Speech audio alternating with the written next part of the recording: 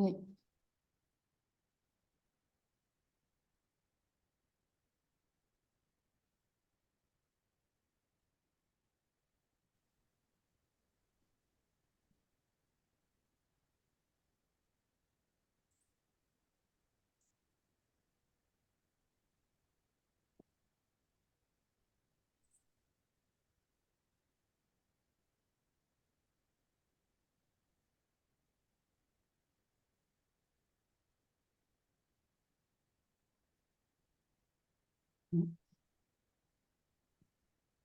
Alors, je pense qu'on y va.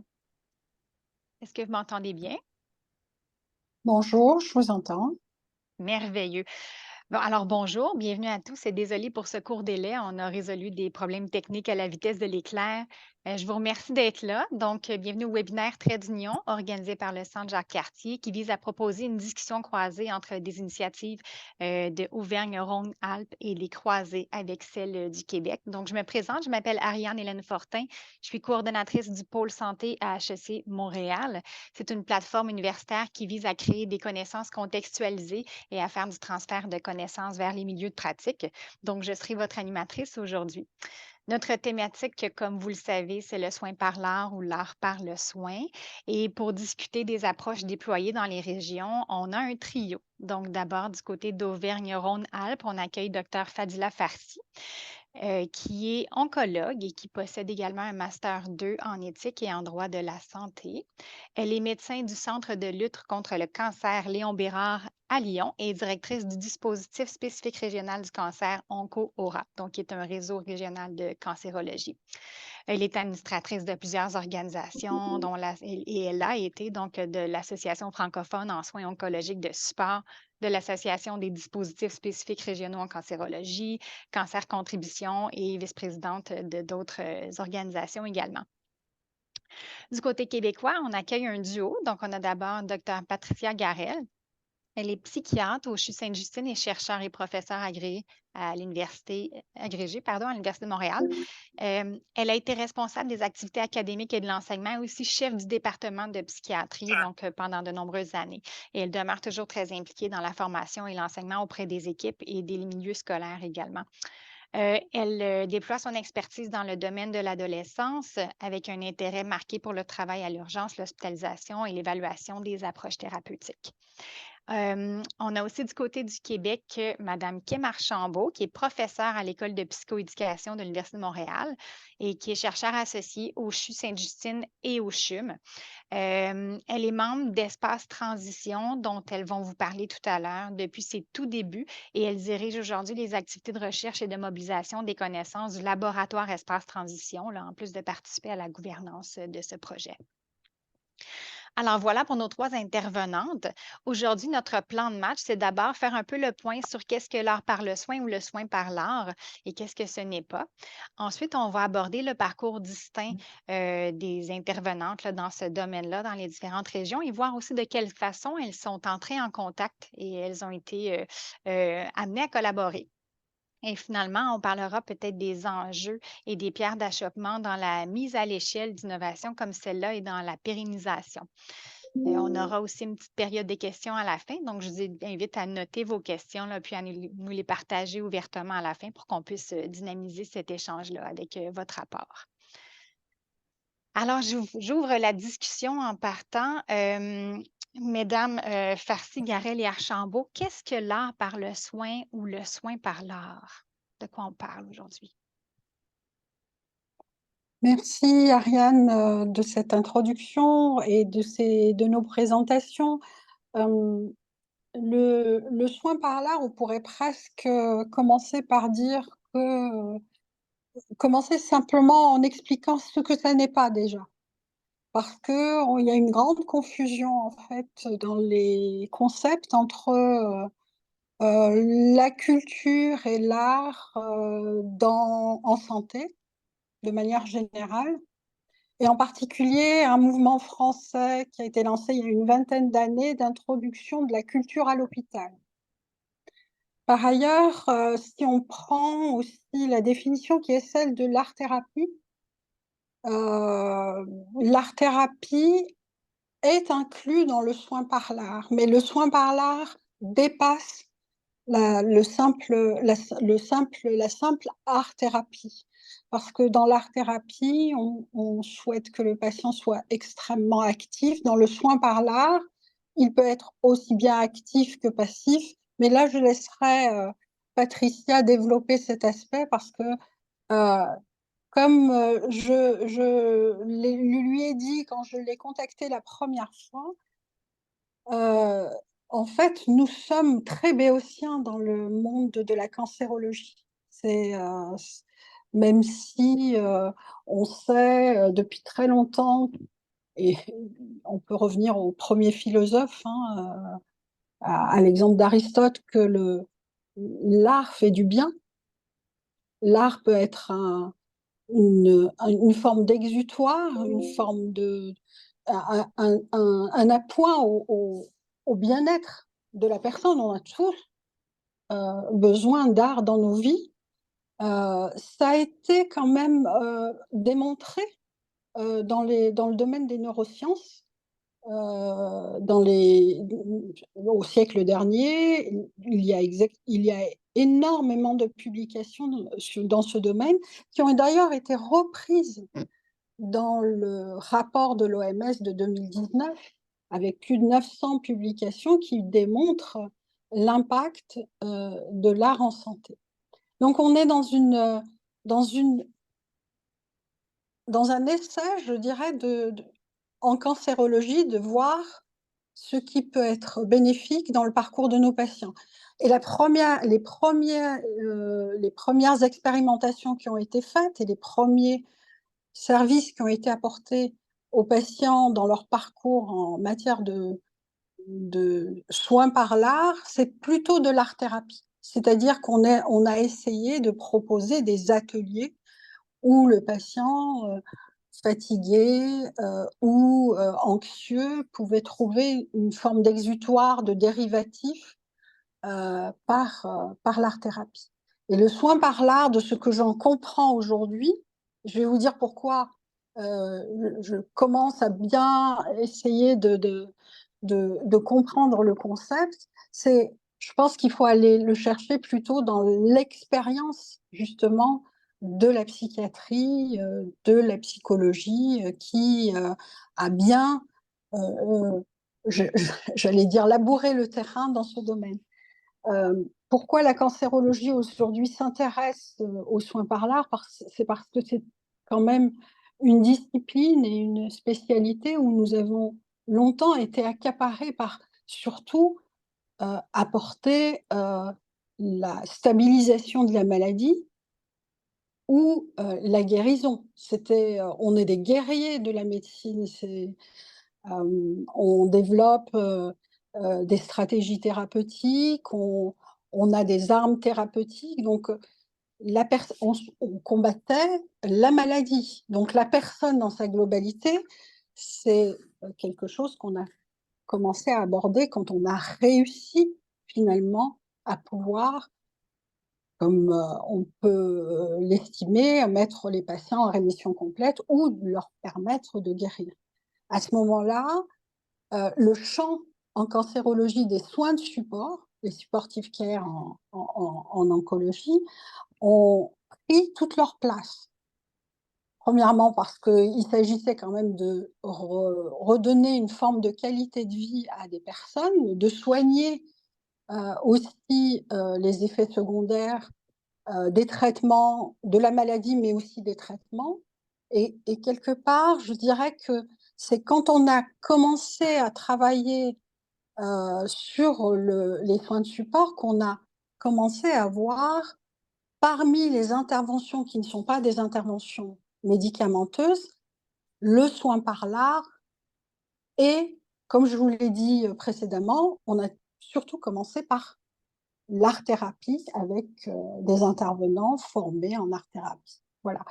Alors, c'est parce que dans notre discipline, je dirais que l'art en santé, le soin par l'art, l'art-thérapie sont des concepts un peu confus, où on peut utiliser un concept à la place de l'autre, ou proposer un service et en parler sans avoir finalement tout le socle de connaissances. Et parce que justement, en plus, en cancérologie, c'est distribué j'allais dire, dans les moments du parcours, mais aussi dans les territoires, en tout cas en France, de ce que j'en connais, de manière inéquitable. Il y a aujourd'hui tout un mouvement pour essayer en fait de faire en sorte de pouvoir travailler ces sujets, pouvoir embarquer le maximum de professionnels à considérer que c'est un vrai service proposé aux patients et surtout à faire en sorte qu'ils le considèrent comme tel et au même titre qu'une intervention médicamenteuse. On en est loin.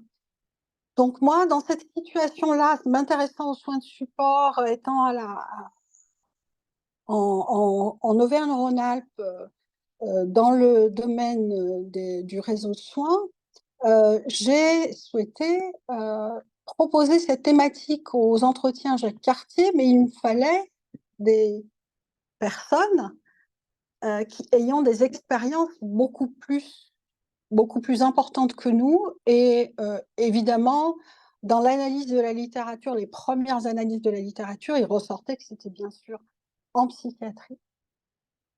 Et comme souvent dans ce genre de pratique au Québec, il y avait finalement peut-être à tirer quelques enseignements des expériences qui étaient mises en œuvre dans ce domaine. Et donc, c'est pour ça que j'ai donc contacté Patricia Yarel et je lui ai proposé que le lancement d'une réflexion au cours de ces journées, au cours des entretiens Jacques Cartier qui ont eu lieu l'année dernière en octobre, et à cette occasion, on a eu le plaisir toutes les deux d'être retenues pour cette première journée avec un panel d'intervenants et d'orateurs qui nous ont fait part non seulement de leurs expériences, mais qui nous ont aussi ouvert d'autres champs, à- dont Kim, qui est aujourd'hui présente.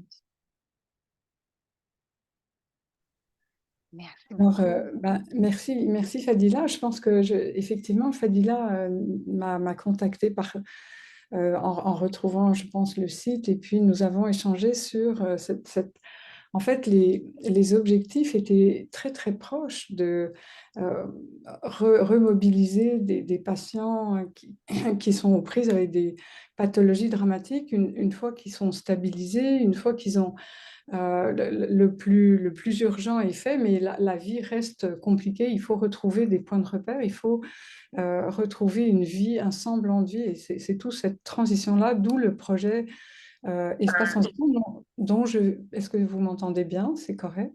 Très Donc, bien, je vais oui. vous dire quelques mots. En fait, donc, c'est un projet qu'on a mis en place il y a une quinzaine d'années, alors que nous travaillions dans une unité interne d'adolescents où les adolescents étaient hospitalisés pour des ruptures de fonctionnement graves. Pour qu'un adolescent soit hospitalisé en psychiatrie, c'est forcément une rupture de fonctionnement suffisamment marquée. Et on réalisait qu'une fois l'évaluation de la situation faite, une fois le traitement mis en route, le fait de quitter l'hôpital, le fait de retourner dans la vie, entre guillemets, normale, était une étape extrêmement difficile où on voyait apparaître finalement dans certains cas, souvent, une espèce de régression, une espèce de réapparition des symptômes et une tendance de ces adolescents à se protéger derrière leur diagnostic pour ne pas affronter les enjeux, les défis qui les attendaient à l'extérieur, de retourner à l'école, retrouver les amis, retrouver sa place dans la famille, et donc avec assez peu de structures pour les accueillir. Donc, on a, comme disait Fadila tout à l'heure, on s'est dit pourquoi ne pas utiliser le pouvoir de l'art et du processus créatif qui nous est utile à tous pour faire face aux défis de nos vies d'humains, au service de ces jeunes et de leur proposer finalement des espaces artistiques qui ne soient pas thérapeutiques. Et c'est là toute la subtilité, effectivement, où on ne leur proposait pas des espaces de thérapie, dans le sens où ils étaient déjà soignés, traités avec des médications, avec des thérapies.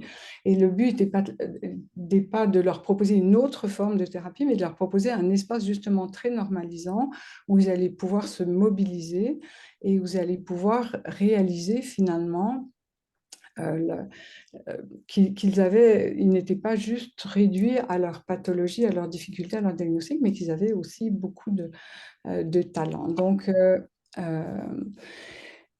dans ce mouvement-là, on a créé un... Parce que je mets une petite parenthèse aussi, là, en tant que psychiatre intervenant en santé mentale, on est forcément interpellé par la fragilité de ces jeunes, par les symptômes, par les difficultés, par leur parcours de vie.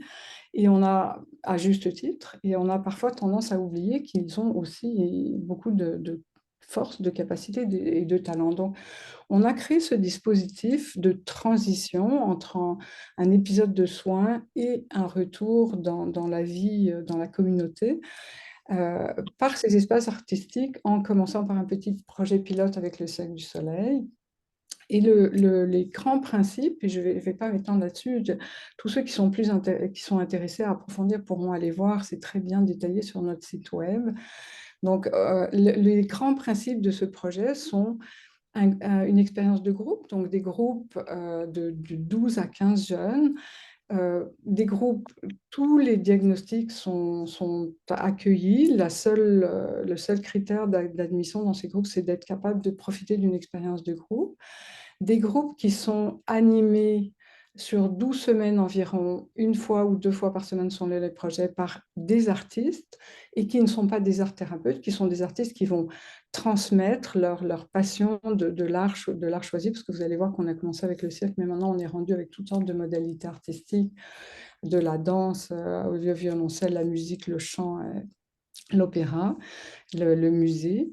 Donc, c'est toujours le même principe, un groupe qui est composé de toutes sortes de jeunes, de 14 à 25 ans, parce qu'on voulait couvrir cette période très difficile pour les jeunes, qui est la période du 18 ans, où les jeunes qui sont fragiles, l'accès à ce statut d'adulte est difficile, le changement d'équipe entre l'équipe de prise en charge en infantile versus en adulte, etc.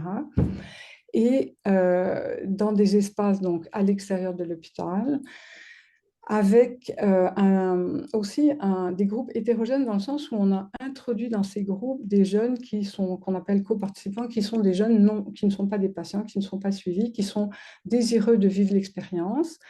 Et donc, c'est dans un rapport à peu près de 2/3, 1/3. Donc, c'est cette présence de jeunes sans difficulté constitue un groupe, mais les artistes, et ça c'est un point qui s'est révélé très important, les artistes ne sont pas au courant du statut de chaque jeune. On ne demande pas aux jeunes de se cacher ou de cacher leur diagnostic, pas du tout, mais on leur explique la finalité du projet, c'est que ce groupe est constitué de participants à part entière, tout le monde à part égale, et ils vont avoir comme mission, comme but, ensemble, avec l'aide des artistes, de réaliser une œuvre collective commune qui va être présentée devant le public. Donc ce projet est assez simple et il a été d'emblée, quand on l'a élaboré, on a inclus d'emblée l'aspect recherche. Je laisserai la parole à Kim tout à l'heure pour qu'elle puisse en parler plus longuement, mais c'était très important pour nous, considérant que ce sont des jeunes fragiles dont on veut aller chercher les forces, il fallait mettre un filet de sécurité en place, mais il fallait aussi s'assurer qu'au moins si on ne faisait pas de bien, on ne faisait pas de dommages. Alors, dans ce groupe, il y a bien sûr ce filet de sécurité est assuré par une intervenante ou un intervenant en santé mentale qu'on appelle accompagnateur clinique et qui va, elle connaît tout le statut de chaque jeune, leurs difficultés, leurs fragilités, et elle connaît aussi le statut des coparticipants, donc elle va pouvoir assurer une fluidité dans le groupe. Elle participe aux activités, elle n'est pas là comme observatrice pour prendre des notes et s'assurer que tout va bien, mais elle est donc partie prenante du groupe. et elle n'est pas là pour intervenir, c'est-à-dire qu'elle va être là pour garantir la sécurité et elle forme avec les artistes, hein, avec l'artiste qui est responsable de l'activité et de l'animation du projet. Elle va former un tandem extrêmement étroit en laissant l'artiste justement considérer chaque jeune au meilleur de son potentiel avec ce regard naïf qu'il a, naïf dans le sens où il n'est pas encombré par toute l'histoire de ce jeune, toutes ses difficultés antérieures. Et ensemble, ils vont donc présenter cette œuvre collective commune. Donc, ce projet permet toute une mobilisation des jeunes. Ce sont des jeunes parfois qui n'ont pas été à l'école depuis 3 mois et qui ne sont pas sortis de chez eux. Donc, il y a tout un mouvement, il y a une régularité, un effort qui est mis et un filet de sécurité qui est là, qui est très présent. Par exemple, ce sont des jeunes qui sont extrêmement sensibles à la comparaison, qui ne se sentent pas à la hauteur de la situation, donc ils vont avoir tendance beaucoup à abandonner. Et l'intervenant, si un jeune ne se présente pas, va l'appeler, va le rencontrer, va éventuellement aller manger avec lui avant le groupe pour qu'il puisse terminer le projet, avoir cette fierté ultime de terminer le projet. Alors, je ne reste pas plus longtemps sur la... Alors, ces grands principes, on va les mettre en place, on les a évalués, on a vu leur portée, l'incroyable mobilisation que ça pouvait créer sur le plan clinique. Et on a développé ensuite, donc après le cirque, théâtre, improvisation, danse, avec le Musée des Beaux-Arts, avec l'Opéra de Montréal, avec l'Orchestre de l'Agora. Ce qu'il faut donc comprendre, c'est qu'il y a un partenariat très important entre le milieu clinique, finalement, le milieu hospitalier, tertiaire, et des milieux artistiques. Et c'est ce partenariat qui va être extrêmement porteur d'une nouvelle façon d'approcher ces jeunes-là, de nouveaux espaces qui vont... c'est sûr que ces jeunes se retrouvent au musée, se retrouvent dans des salles d'opéra. Et donc, on leur offre de découvrir des dimensions auxquelles ils n'avaient pas accès. Et pour les milieux artistiques, c'est aussi assez extraordinaire parce que ça donne un sens. Les milieux artistiques ont une mission sociale quelque part et donc ça leur permet de pleinement jouer ce rôle qu'ils ont. Et je pense que l'enrichissement mutuel est incroyable, aussi bien pour les cliniciens que pour les artistes. Je vais m'arrêter là pour qu'on ait quand même le temps des questions. Je vais passer la parole à Kim qui va pouvoir parler un petit peu plus longuement de l'aspect recherche, tout en disant à quel point ça a été très touchant pour nous de constater comment, parce qu'on est parti avec des jeunes de psychiatrie, et maintenant qu'on a élargi à des jeunes pas seulement hospitalisés, donc avec des soins en externe ou en première ligne, mais maintenant aussi des pathologies chroniques comme la fibrose kystique, le VIH, comme le diabète, et maintenant, effectivement, de travailler avec des jeunes qui sont aux prises avec des problèmes d'oncologie. On est dans on est dans les mêmes objectifs d'aller au-delà de la maladie, d'aller au-delà de la pathologie, d'aller au-delà des restrictions, des difficultés, et d'aller chercher toute cette force et cette richesse et ce dynamisme que ces jeunes-là ont aussi. Je m'arrête parce que sinon je vais dépasser largement mon temps.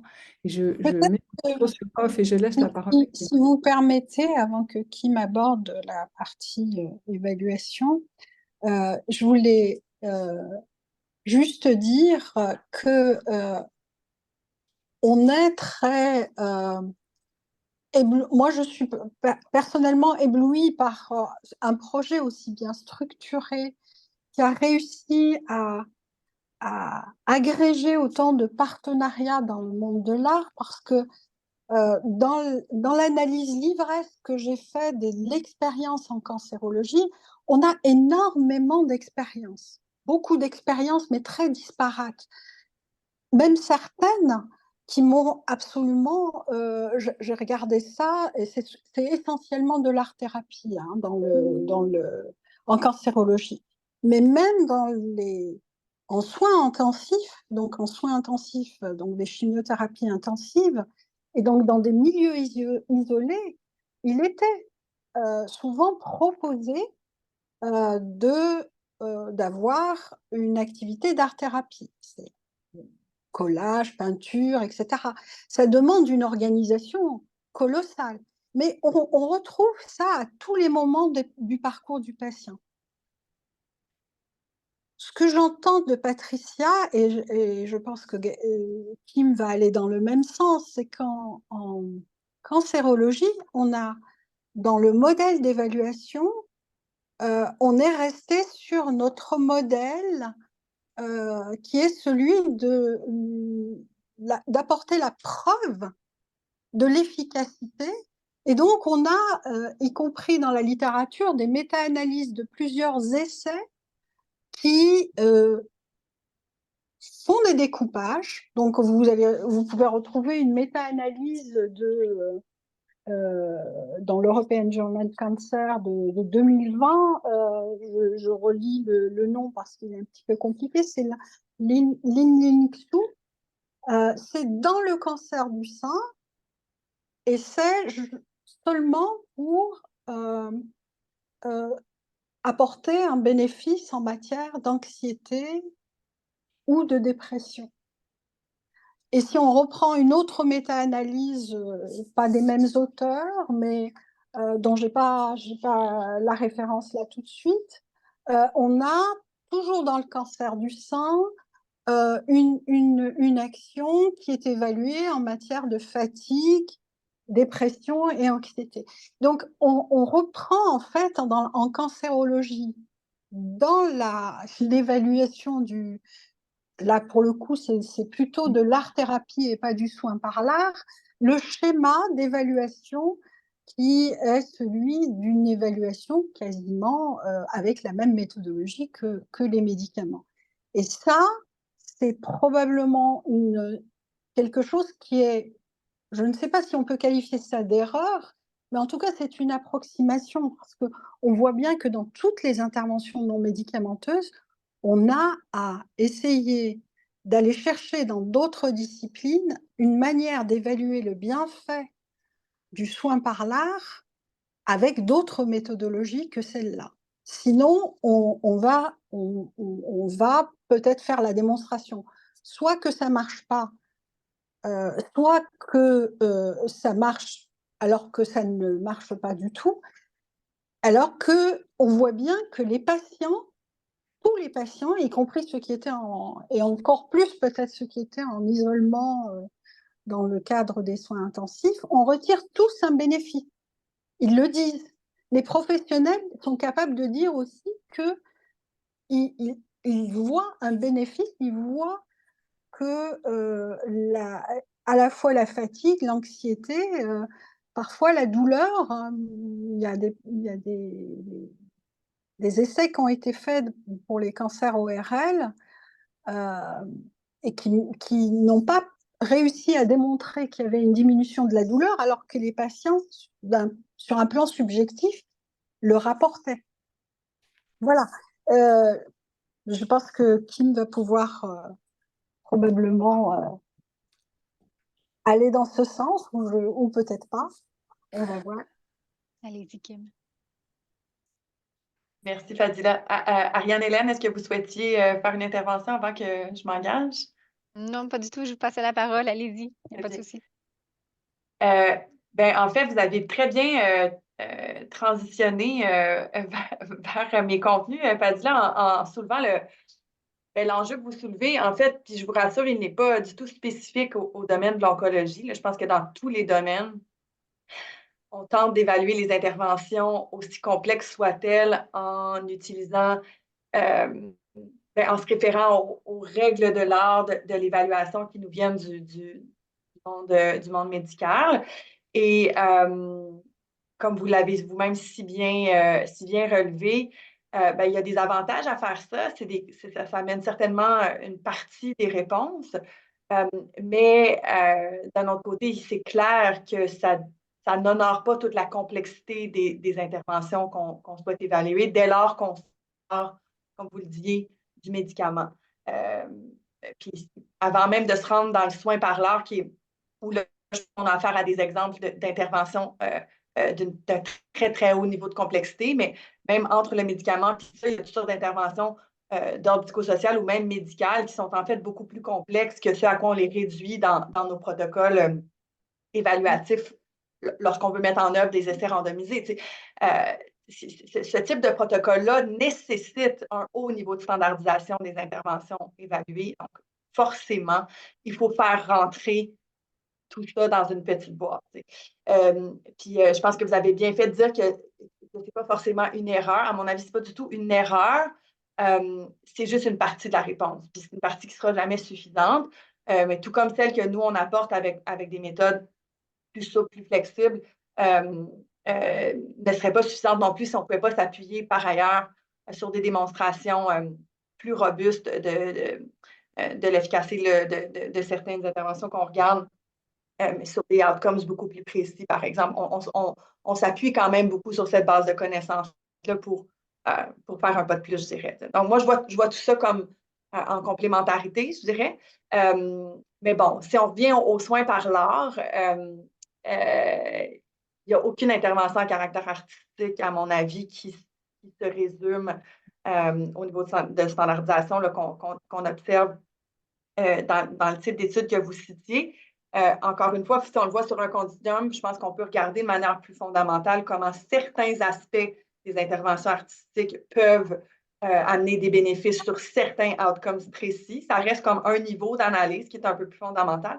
Mais nous, ce qui nous intéresse, ce qui nous a toujours intéressé à Espace Transition, c'est de capturer un peu comme l'ensemble de la magie en préservant le plus possible de sa complexité, donc en dénaturant le moins possible les interventions, ce qui nous amène à des évaluations, à des résultats d'évaluation qui ont peut-être une plus grande valeur écologique parce que en fait, on conclut sur des éléments du réel là, tels qu'ils se déroulent dans la réalité. Donc, plus de valeur écologique, mais il y a quand même plus de limites à la robustesse de nos conclusions en matière de validité interne, donc de causalité. C'est toujours plus difficile, puis c'est là où on se fait questionner, d'assurer que les résultats qu'on démontre sont réellement liés à l'expérience de participation. Mais il y a quand même des moyens d'y arriver. Puis, je terminerai sur ce préambule-là là, parce que vous m'avez vraiment fait une passe dans cet angle-là où je ne pensais pas nécessairement aller, mais ça fait qu'on a aussi beaucoup plus de difficultés à publier et à disséminer les résultats de nos recherches. C'est sûr que si les études que vous citez, parfois, elles me font envie parce que je n'aurais pas toutes les misères du monde à publier les résultats de nos travaux si c'est la voie qu'on avait choisie. Ce n'est pas celle-là qu'on a choisie. Donc, il faut que mais tranquillement, ça bouge, mais il faut que tout le monde un peu s'ajuste puis fasse plus de place à ces autres façons-là de faire de la preuve. Quel genre de preuve, de la preuve sur quoi, etc. Bon, bref. Mais si on ferme cette parenthèse-là, quand même, juste pour revenir sur ce qui a été fait à Espace Transition sur un plan plus concret, peut-être, ben, grâce à la rigueur de Dr. Garel, de Patricia, comme elle le disait, dès les tout premiers balbutiements du projet Espace Transition, un dispositif de recherche y a été rattaché. Ce qui fait que la recherche a vraiment pu accompagner le projet, je dirais, dans toutes ses phases de vie, là, dans toutes ses phases de développement. C'est vraiment de la conception à l'implantation des premiers pilotes. Oui, Ariane? J'ai envie de vous demander, ça a Oui, débuté quand, cette aventure-là? Donc, le début 2009, d'Espace Transition. OK. 2009, le premier pilote, puis la recherche commence en 2010, vous voyez, donc vraiment presque au même point. Et puis, c'est ça, donc de la conception à l'implantation pilote au déploiement à plus large échelle. Tantôt, vous parliez de mise à l'échelle, Ariane Hélène, avec Espace Transition au Québec, on est rendu dans une demi-douzaine de sites à travers la province. Puis même depuis très, très récemment, il y a même un premier site de l'autre côté de l'Atlantique, donc en France. Donc, la recherche a pu accompagner toutes ces étapes-là et a nourri chacune de ces étapes-là de manière comme super féconde, il va sans dire. Et puis, depuis le début, on a choisi de développer nos évaluations sur 3 grands fronts, qui sont un peu les classiques en évaluation, mais qu'on a peut-être la particularité à Espace Transition, c'est qu'on les a beaucoup développés peut-être à part égale, ce qui est moins souvent fait. Donc, d'abord, l'évaluation de la mise en œuvre ou de l'implantation, qui est quand même un morceau qui est super, super important, qui est important dans toute évaluation, mais je dirais qu'il est d'autant plus moins l'objet évalué et standardisé, justement, parce que plus l'objet est complexe, flexible, fluide, variable, donc selon les contextes, selon les moments d'implantation, plus il est important d'aller documenter très rigoureusement et systématiquement ce qui est effectivement mis en place, parce que sinon, après ça, on porte des conclusions sur quelque chose qu'on connaît même pas très, très bien, en fait. Donc, ça, c'est vraiment l'évaluation de la mise en œuvre a été un point super important de nos travaux. Puis, nous a permis vraiment de raffiner, en décrivant si bien ce qui est mis en place, on peut raffiner notre modèle. Ça permet aussi de développer du matériel de transfert des connaissances et de dissémination. Donc, on a développé toute une trousse des guides d'animation, des guides de mise en œuvre, des formations, etc., qui ont permis après ça de répliquer le programme dans dans de nouveaux contextes et éventuellement de l'adapter aux réalités contextuelles et de documenter encore une fois ces adaptations-là pour en garder trace, pour des visées d'amélioration continue, mais aussi pour être bien sûr d'associer les effets, j'y viens dans une seconde, qu'on observe à ce qui a réellement été mis en place. Donc, ça, c'est le premier pas. Évaluation des effets, évidemment, celui qui intéresse le plus tout le monde, je dirais à raison. Évidemment, ça a été un gros morceau. À travers les années, ce qu'on a pu documenter de manière assez systématique, je ne m'attendrai pas longtemps, mais c'est surtout des bienfaits au niveau du bien-être affectif, donc de la façon dont les jeunes se sentent. On le documente toujours avant, pendant et après les ateliers, et tant immédiatement après la participation à un atelier ponctuel qu'au terme de la participation à une session d'un programme qui peut se dérouler sur 12 à 15 semaines, par exemple, on documente des améliorations de l'affect, typiquement diminution des affects négatifs, surtout donc diminution du stress, de l'anxiété, d'autres affects indésirables. Et puis, augmentation aussi là, de sentiments tels la joie, là, juste l'impression de bien-être, etc. Autre amélioration systématiquement documentée, c'est l'amélioration dans la perception de soi. Dr. Carrel le disait tantôt, on intervient auprès de jeunes qui ont souvent une image de soi qui a été dégradée par une histoire de problèmes de santé mentale qui a dans certains cas duré longtemps ou par un épisode récent qui a été plus fragilisant. Donc, ce qu'on remarque, c'est que l'expérience des programmes permet de vivre du succès, de la valorisation, de réaliser qu'on a certains talents, certaines dispositions ou de développer certaines aptitudes techniques, puis d'arriver à réaliser, à présenter même des œuvres de qualité pour lesquelles on reçoit ensuite de la rétroaction positive, etc. Donc, tous ces processus-là amènent les jeunes à améliorer leur confiance en soi, leur estime de soi, leur auto-efficacité également, puis à dépasser dans certains cas, c'est ce qui est vraiment intéressant, le narratif de maladie qu'ils ont internalisé, qu'ils ont intégré depuis longtemps. Pas nécessairement à l'annihiler, à le mettre de côté, mais à le complémenter par un narratif de succès et de capacité. C'est super important. Et puis finalement, l'autre gros pan, puis il y a plein d'autres types d'effets, mais l'autre gros pan est au niveau du fonctionnement social, des relations, bien entendu. On reçoit des jeunes qui, dans certains cas, ne sont à peu près plus en relation avec personne depuis un certain nombre de mois. Ça, c'est dans les cas les plus extrêmes, mais dans tous les cas, même chez ceux et celles qui fonctionnent encore mieux, il y a des difficultés qui sont expérimentées au niveau de la socialisation. Puis, comme tous nos programmes sont des programmes de groupe, évidemment, ça fait dans un milieu protégé, mais ça fait un bon contexte pour se repratiquer à la socialisation. Puis comme tous nos programmes visent, comme Dr. Garel le disait, la création collaborative d'une œuvre, ça met un point focal, ça amène une intensité à la collaboration, ça amène une quantité et une qualité d'interaction qui est particulière. Ça fait vivre aussi, des éléments là, gratifiants d'association comme le sentiment de cohésion, le sentiment d'appartenance, le sentiment de faire ensemble, d'être important, d'être partie prenante de quelque chose qui est plus grand que nous, qui inclut les autres. Ça, c'est des éléments qui sont rapportés aussi, puis qui se répercutent sur vraiment une amélioration de la compétence sociale, du confort en relation, une diminution de l'isolement social aussi chez certains. Donc, ça, c'est vraiment les principales catégories d'effets qu'on a documentés jusqu'ici.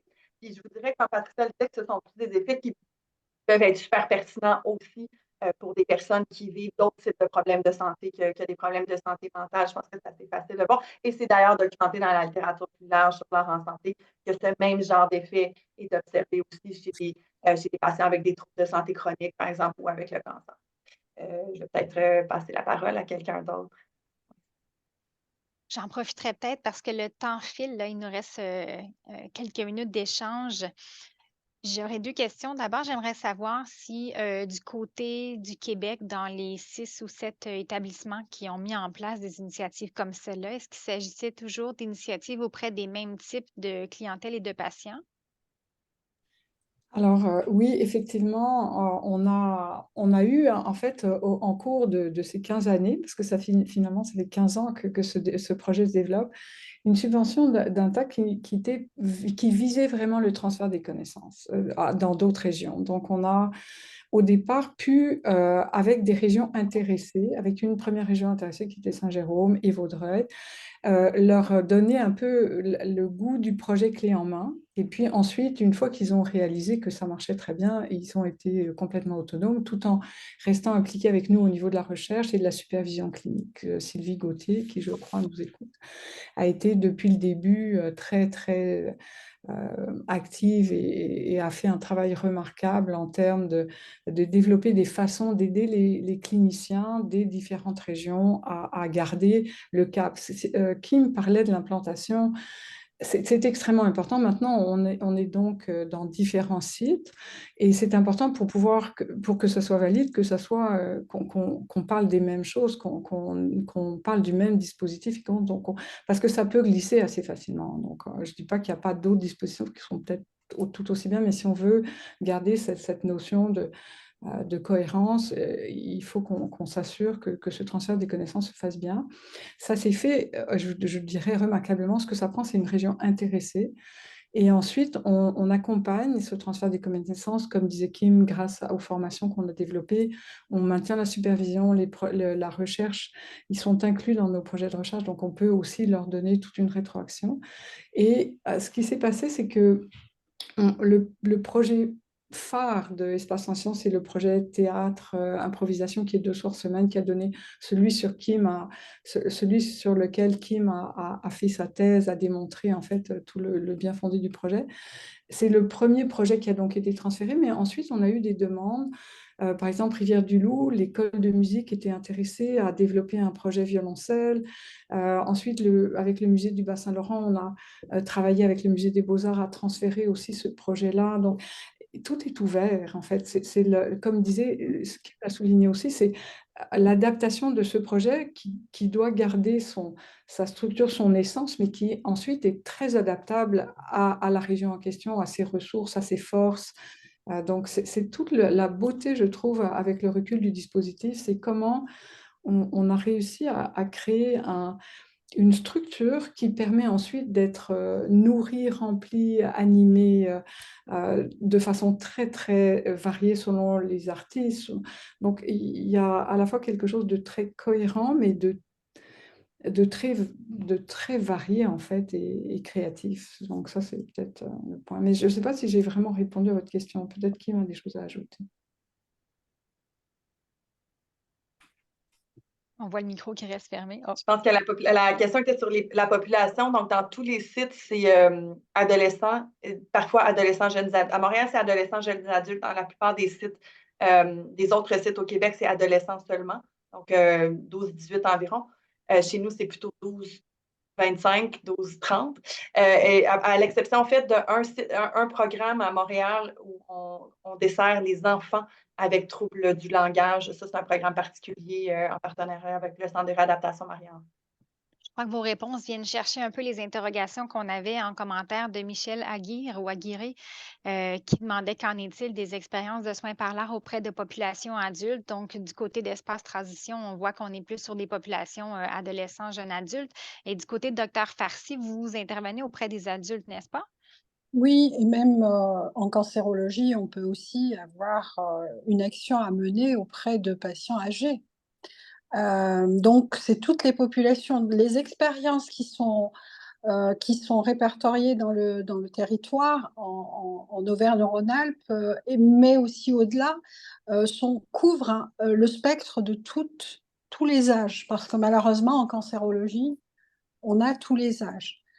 Je voudrais revenir 2 secondes, si vous le permettez, sur l'enjeu autour de l'évaluation. Parce que l'enjeu autour de l'évaluation, c'est convaincre les autres professionnels que c'est bénéfique. C'est aussi convaincre que c'est bénéfique pour les patients, donc éligible à des financements. Parce que dans toutes les expériences, le problème, c'est celui de la pérennité. En France, et en Auvergne-Rhône-Alpes, ça n'est pas différent. S'il y a énormément d'expériences qui existent, comme je l'ai dit, avec une hétérogénéité de distribution sur le territoire et sur les populations concernées, néanmoins, elles ne sont pas financées par le financement habituel du soin. On parle de soins par l'art. C'est financé par les associations, c'est financé par des fondations. Et donc, ça explique en fait cette hétérogénéité et le fait que ça ne soit pas équitablement proposé aux patients. Et de ce fait, la preuve de l'efficacité, elle doit être apportée aux financeurs. Parce que l'arbitrage entre le médicament, l'innovation thérapeutique et le soin par l'art, il est dans la tête des décideurs. Vous voyez, il ne faut pas qu'on n'ait qu'un discours sur le bien-être, parce qu'on va nous rétorquer que, après tout, l'art est accessible de partout, pour tout le monde.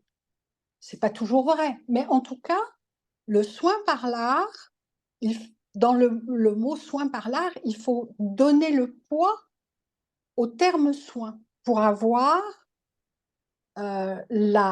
l'oreille des décideurs, l'oreille des financeurs, que ce soit en France la sécurité sociale ou les mutuelles, au même titre. D'ailleurs, c'est la même démarche qui est faite aujourd'hui par quasiment tous les traitements complémentaires qui ne sont pas des traitements médicamenteux. Alors en France, on a ce mouvement autour des soins de support où certains soins de support sont reconnus. Et je disais il n'y a pas très longtemps dans un échange avec Patricia que le rêve en cancérologie pour le soin par l'art, c'est de réussir la success story de l'activité physique adaptée, de faire la démonstration que ça permet d'améliorer non seulement la qualité de vie des patients, mais peut-être qu'on pourra un jour démontrer que ça améliore la survie. Pourquoi pas? C'est la démonstration qui a été faite avec l'activité physique adaptée. Et pour avoir connu le début de l'activité physique adaptée comme soin proposé aux patients, je peux vous dire qu'on est aujourd'hui, pour le soin par l'art, dans la même situation qu'il y a 20 ans pour l'activité physique. C'est-à-dire qu'on nous regardait, on se demandait si on était vraiment sérieux à proposer ça. Et c'est quand les premières publications robustes, parce qu'une méta-analyse, c'est pas très robuste. C'est un agrégat de multiples essais dont on essaye de sortir une analyse. Le jour où il y aura une très belle étude qui fera la démonstration que c'est bénéfique, et d'ailleurs, on ne l'a pas dit, mais c'est pas toxique par rapport à l'appréhension qu'on peut avoir pour certaines interventions non médicamenteuses, cet effet délétère, de toxicité qui peut être inhérente à n'importe quelle intervention, bah, dans l'art, sauf si mes deux partenaires aujourd'hui me disent le contraire, on n'a pas ce problème-là. Donc, il faut vraiment qu'on apporte la preuve. Et en fait, moi, comme je vois que le temps passe, dans mon mot de conclusion, je dirais qu'il faudrait pour nous, comme on est en train de le faire, parce qu'on travaille ensemble, on a des rendez-vous réguliers entre maintenant et puis la suite dont qu'on espère être au moins l'année prochaine. Pardon, c'est cette année, alors en octobre, novembre, je ne sais plus. On est candidat à pouvoir proposer à nouveau une journée avec un objectif d'avoir ce regard continuer à avoir ce regard croisé sur cette thématique, mais aussi ce partage d'expérience qui est essentiel. Parce que je vois bien que dans la présentation qui est faite de transition, ça a commencé à un endroit, sur un espace, sur une pathologie, une spécialité, et puis c'est en train de s'étendre aussi bien territorialement que sur d'autres spécialités.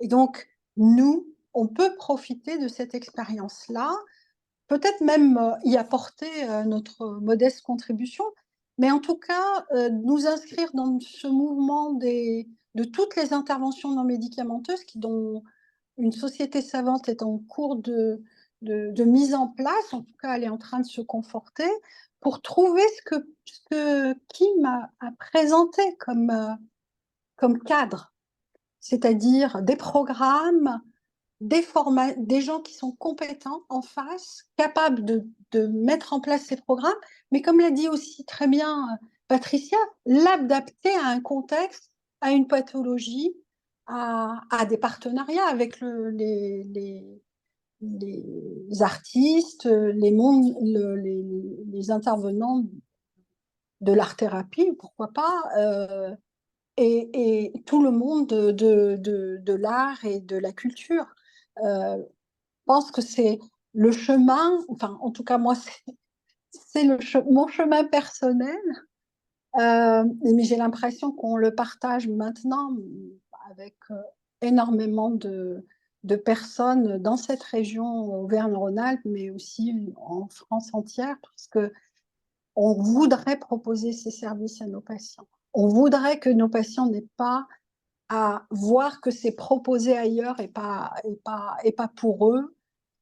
Et on voudrait aussi, je vais utiliser un terme peut-être abrupt, mais embarquer le monde de la culture et de l'art dans cette démarche-là en direction des patients. Parce que si aujourd'hui, je pense que dans notre environnement, le monde de la culture entend de plus en plus parler, et il y a même un cadre européen et français euh, pour le rôle social de la culture, euh, le rôle en santé de la culture et de l'art est peut-être un peu moins mis en avant aujourd'hui. C'est ma Je vais juste, perception, hein. J'espère me tromper, mais c'est ma perception. juste pour rajouter, puis je laisse la parole à Ariane, je vois le temps qui passe, mais je pense que c'est effectivement l'enjeu majeur qui est la pérennité de ces projets, mais aussi d'accepter la complexité de leur place, parce qu'on est quand même, il faut reconnaître que c'est une association magnifique entre les institutions culturelles et les milieux cliniques. Je pense que les institutions culturelles, paradoxalement, sont plus convaincues souvent que les milieux cliniques. Et notre rôle, c'est de leur démontrer que au-delà d'une certaine condescendance, d'un certain intérêt anecdotique, il y a quelque chose il y a une démarche, un processus qui est non seulement extrêmement utile et bénéfique pour les patients, mais aussi pour les soignants. Et c'est ça que je voulais juste ajouter, c'est à quel point nous, on a constaté au fil du temps comment ça change la perspective des soignants aussi dans leurs interventions, et ça leur fait du bien aussi beaucoup. Tous ceux qui ont participé, qui ont travaillé avec nous, à nous les premières, je pense à Kim, Sylvie, moi, il y a quelque chose de très euh, bénéfique aussi dans un milieu de soins, et je pense à vous en tant que cancérologue qui êtes confronté à des choses euh, très dures, très difficiles, et je pense que c'est ça qu'il faut qu'on réalise, c'est que c'est vraiment au-delà des patients. Oui, les patients sont les premiers bénéficiaires, mais et le milieu est bénéficiaire de cette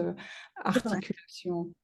Et là, je laisse la parole à Ariane. Ben, il nous reste très peu de temps, mais c'est extrêmement intéressant de voir chacun votre parcours et les enjeux auxquels vous êtes confrontés aussi présentement dans vos disséminations, dans la contamination positive de ces initiatives-là. Et puis, j'étais vraiment fascinée de vous entendre parler des stratégies aussi du côté de Dr. Farsi.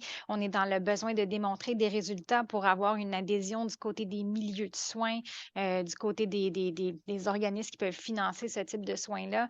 Et du côté de Dr Garel et Kim Archambault, vous avez un historique peut-être un peu plus long avec un projet qui a été financé, mais on voit à quel point quand un projet est organisé avec un financement, eh bien là, on est capable d'aller chercher, d'aller fédérer les milieux culturels. J'ai compris que les milieux culturels faisaient la demande de participer à ces initiatives-là. Donc, c'est extrêmement intéressant de voir où ça peut aller, puis qu'il y a différentes avenues et stratégies pour faire percoler ces pratiques-là dans les milieux de soins et dans les traitements. Je vous remercie. Est-ce que vous souhaitiez glisser peut-être un petit mot sur votre participation aux entretiens Jacques Cartier en octobre? Vous allez y être. De toute façon, on y sera. Pour d'autres conférences que la nôtre, on y sera. Mais on est aujourd'hui candidat à être retenu pour organiser à nouveau une rencontre avec l'avancée des travaux que nous aurons menés au cours de l'année. Merveilleux. Voilà. Merci énormément de votre partage, de votre générosité, de votre temps et merci à tous ceux qui sont présents aujourd'hui pour votre intérêt et votre écoute dans ce sujet passionnant. Merci à vous, Ariane. Merci tout le monde. Au revoir. Au revoir. Au revoir.